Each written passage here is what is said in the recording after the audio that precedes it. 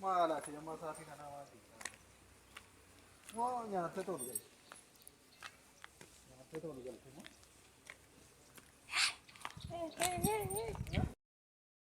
Hayyee akkam jirtu baga isiniin gahe nagaa keessaan nagaan waaqayyo isiniif haa baay'atu.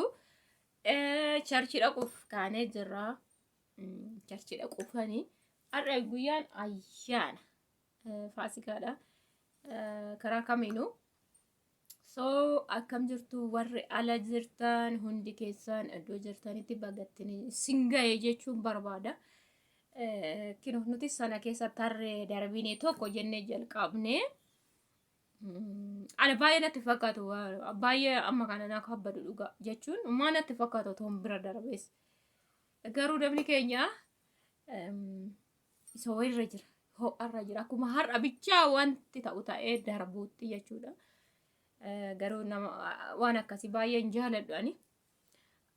Garuu qopheeffatanii nyaachuun maal jechuun bareeda gin muluma mataa kana wiifan sirreeffadhee maal faayidaa qabamu kan hin dhaqee kaawuyyaa jala guggubadhu dhugaa fi waan sirreeffadheen goobasiifti ammame ta'ee dhaabadhee sitti agarsiisu malee hin taane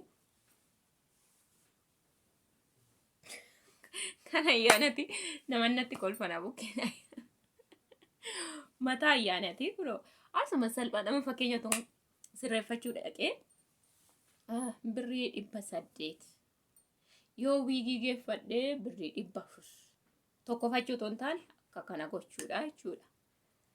Maaliif wiigiitti hodhaa siin jedhu kaaksii galtaa hin tokkosuu isatti si hodhe siin jedhu waan ta'e gin asin jedhi 800 siin jedhu. So silan manaa qabuuf itti dhaadheedhaan qabamu. Akkasin isiniin jedha bagattiin isiniin ga'ee dhugaa baay'ee tokko nama gammachiisa garuu yeroo ayyaanni gahu maaliif yoo bakka waan addaa wayii isinitti fakkaata waan taaraa wayii isinitti dhufu isinitti fakkaata dhugaadhas garuu akkasin isiniin jedha dhiifama guddaa garuu ani kunoo reefu tokko jedhee viidiyoo isinii waraabuu kooti torbeen lama na dhukkubee viidiyoo gadi hin dhiisne ijoolleen baay'een galtanii maa baddee sagalee maaliif yuutuubii gadi hin dhiifne naan jechaa turtanii isinii ilbilleen deebifnee dhugaa xiqqoo yeroon dubbadhu nattiyyaa kanaafan hin hojjannee viidiyoo hin waraabne ammayyuu yuu naan jennaa namni sagalee baay'ee dubbatu ofii kunuunnaan lafa lafuu jechuudha. Kanaafi xiqqoo torbeen lama akkas torbeen lama bakka na dhukkubee viidiyoo tokkollee gadi dhiifne arguu dandeessu. Garuu har'a waaqayyoon jennaan dhufee kun ayyaana isin faana hirmaachaa jira tokko dheen gadi isinii dhiisa isinii jechuudha.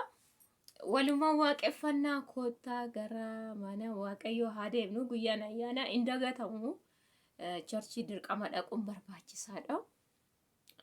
Akkasin isiniin jedha baga ittiin nu ga'e ammas irra deebiin isiniin jedha.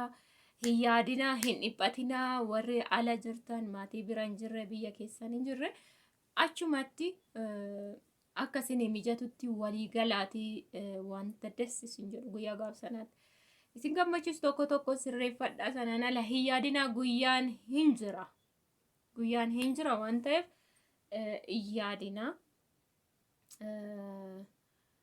baay'ee hin yaadinaa ijoolleen baay'een hin bo'u yeroo ayyaana waan addaatti fakkaatu biyya jiraatanumtu wanta addaan jiru dhugaa waan akka addaatti ilaalina maaliif hojjettanii argachuu keessanitti gammadaa fayyaa ta'uu keessatti gammadaa guyyaan biraammoo guyyaan dhufee akka waan hawwitan sana bira ga'uuf akka dhufu waan beektaniif guyyaan biraa waan jiruuf bal'iftaniitti yaadina isiniin jechuun barbaada.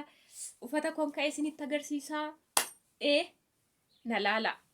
Akkatin deemu uffata koo dhaabadhee sitti agarsiisaa garuu asumaan ijoolleen hodhisifachuu barbaadanii natti hima saayizii koo amma koo kawan geessan rakkoo qabanumatti ramee isin hodhisiisa anatti jechuudha.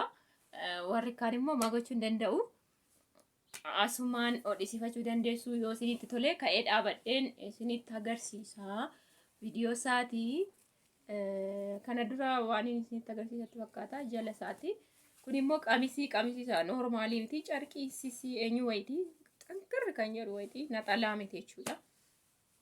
Dhaabadhee isinitti agarsiisa isa garuu chaanala koof warri haaraa taatan sena subscribe like share godhaan isiniin jedha. Turtii gaarii ayyaana gaarii isiniin jecha kan isinitti agarsiisa.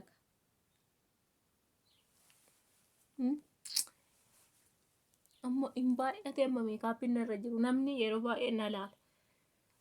Bargit magaalaa sirriittoo ta'e malee iddoo kaatti nama horsa. Fakkeenya akkatti dibatee kan ba'u dhugaa waqa yoo lakkooftan anaan 2-3 jechuu dandeessu. Kanaaf namni akka addaa godhee si ilaala. Anillee garuu kaameraa sitti mul'atu malee walumaan baay'isee natti fakkaata. Namni kana caalayyuu immoo dibatu nama biraa ashaanguliitti biraa fakkaatee deemu hin jira. Garuu otoo achi gadi baatanii magaalaa walisoo jedhamu keessa hin argitan. Namni akka maayyibii ta'aa deeme baroota hin guddata jedhame keessatti. Haa ta'uu isinitti agarsiisuu barbaadanii hin baay'ate kuni ammaa isiniin jechuu barbaade.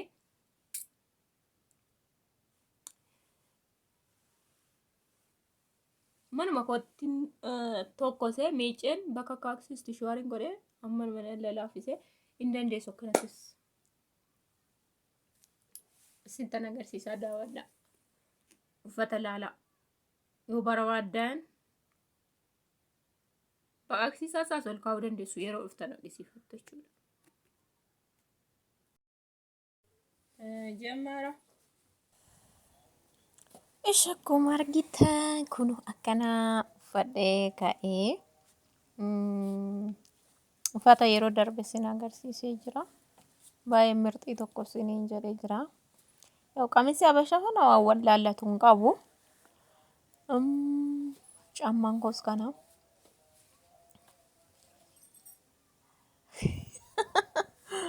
Mataa immoo waafiin tolfadhee yeroo tokko waa beekuun gaariidha miidhiisa. Amma mee maaltu hir'ate mataa kanatti? Habtu! So kana fakkaata meekaappiillee fi godhadhee yoon ofitti guddise natti himaa dhugaa nama na baaruun sobira ammoo. Akkuma isinitti mee qamisii habashaan jedhamu yoo nabicha waan ta'e carqiinsa. Kuulli isaa yaa Afrikaa uffata Afrikaati beektu. Keessa waan jiru namni gadi dhaabatame gaara amma dakaatti wayyoo.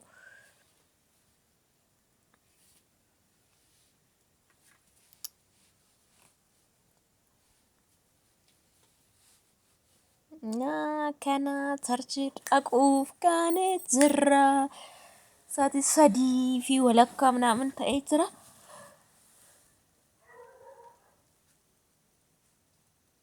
Mataa koo bifa kanaan hin hojjetadhe dhugaa bakka hanga maal gochii kanarra. Manumatti istishaarii kootiin istishaarradhee kasaan duubatti wiigiin itti dha'ee garuu ittiin dabalee jechuudha akka furdatu. So deemaa jira. Nyaatee tolu galte. Nyaatee tolu galte.